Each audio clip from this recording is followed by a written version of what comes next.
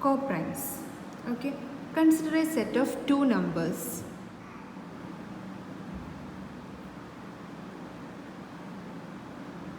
(21) and 22.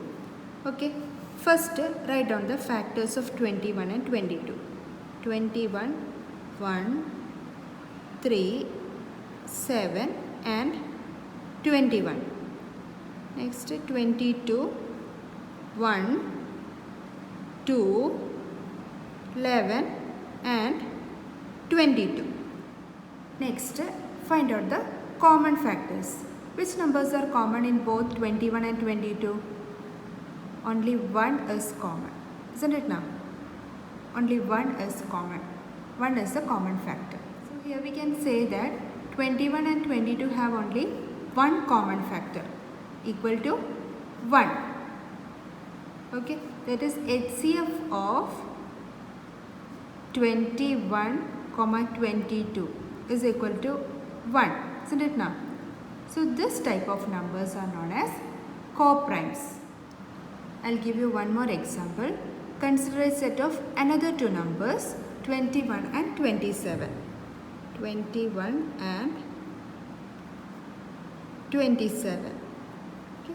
Write down the factors. 21, 1, 3, 7 and 21 and 27, 1, 3, 9, 27. Okay. Next, find out the common factors. Here 1 is common, also 3. So here there are two common factors. Okay. Common factors equal to 1, 3. That is HCF of 21, 27 is equal to 1, 3. It is not equal to 1. Here HCF is not equal to 1. Hence these numbers are not co-primes. Now we can write the definition as two numbers that have only one as the common factor. Two numbers that have only one as the common factor are known as co-prime numbers. Next, define a rational number. A number which can be expressed in the form P by Q, where P and Q are primes and Q not equal to 0. That is a number which can be expressed in the form P by Q, where P and Q are co-primes and Q not equal to 0. They are known as rational number. Page number 14, exercise 1.3. Question number 1. Prove that root 5 is irrational. By using two methods, we can prove root 5 is irrational. First one is contradiction method and second one is long division method. Here we can use contradiction method to prove root 5 is irrational. By contradiction method. To prove root 5 is an irrational number by contradiction method, first we will assume the opposite of what we want to prove. That is, here the question is to prove root 5 is an irrational number. Then opposite to that is root 5 is a rational number. Okay. So first step is, let us assume root 5 is a rational number. Let us assume root 5 is a rational number.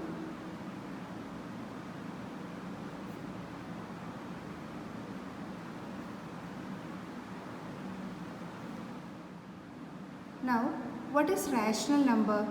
A number which can be expressed in the form P by Q, where P and Q are co-primes and Q not equal to 0.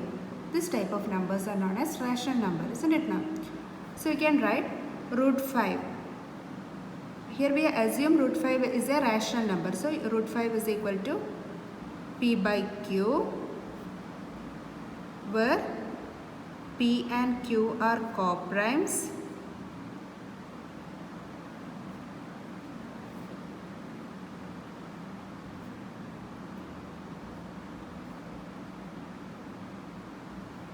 and Q not equal to 0. Consider this as equation number 1. Next step, squaring both sides.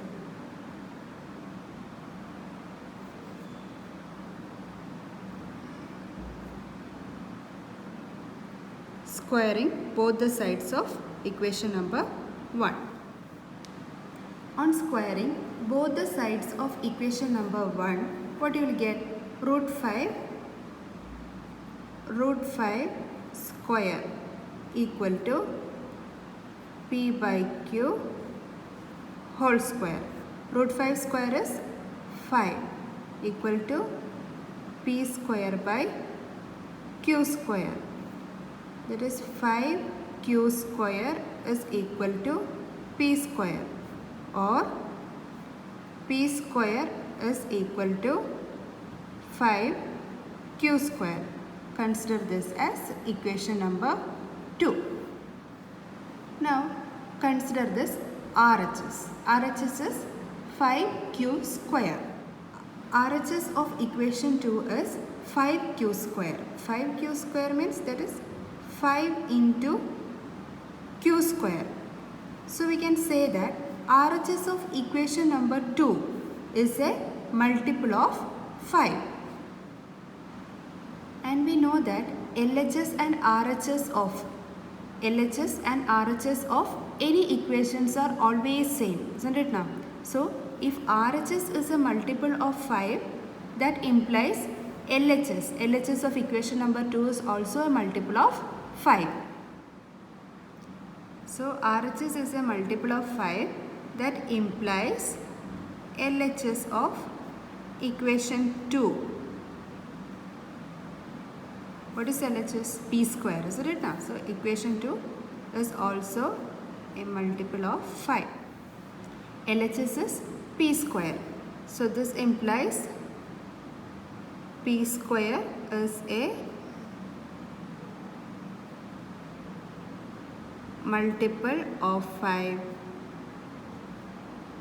If P square is a multiple of 5, then we can say that P is a multiple of 5.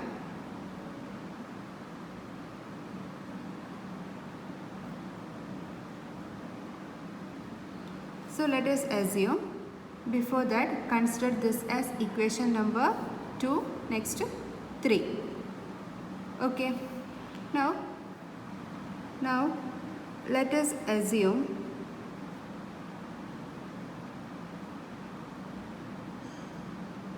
P is equal to 5 into M. M is an integer. Okay.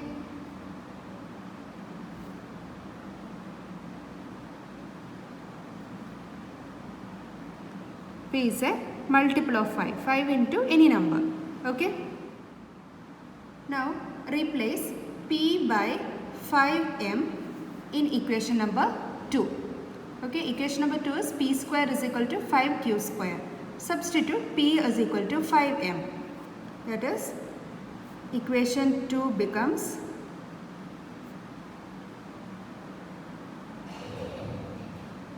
P square, that is 5M whole square equal to 5Q square.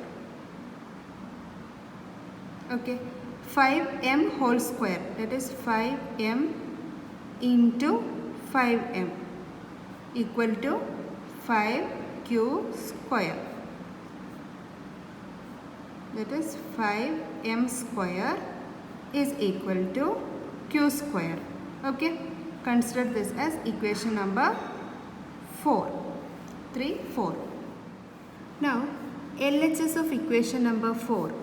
Okay, LHS of equation 4 is 5m square. 5m square, that is equal to 5 into m square, isn't it now? That implies LHS is a multiple of 5.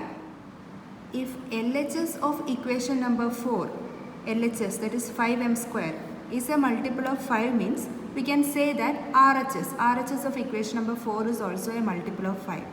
Because LHS and RHS both are equal always, isn't it now? Since LHS is a multiple of 5, RHS of equation 4 is also a multiple of 5. Now, what is RHS of equation 4? RHS is q square. So, this implies q square is a multiple of 5. If q square is a multiple of 5, we can say that q is a multiple of 5, isn't it now? That implies q is a multiple of 5.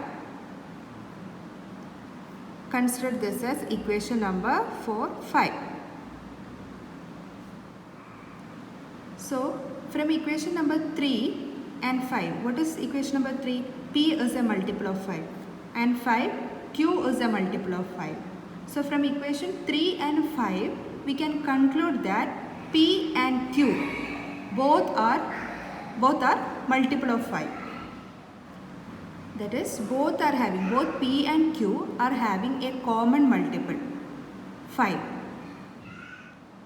But in beginning, that is in the equation number 1, we have assumed that root 5 is a rational number. By definition is equal to P by Q, and P by Q are co-primes. Okay. Co-primes means P and Q have no common factor other than 1. But in by equation number 3 and 5, we proved that P and Q have 5 as common multiple. So we proved that P and Q have one more common factor other than 1. That is, P and Q are, they are not co-primes. Their HCF is not equal to 1.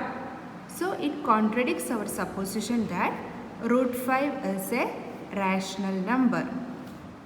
So now we can say that our assumption that root 5 is a rational number is wrong.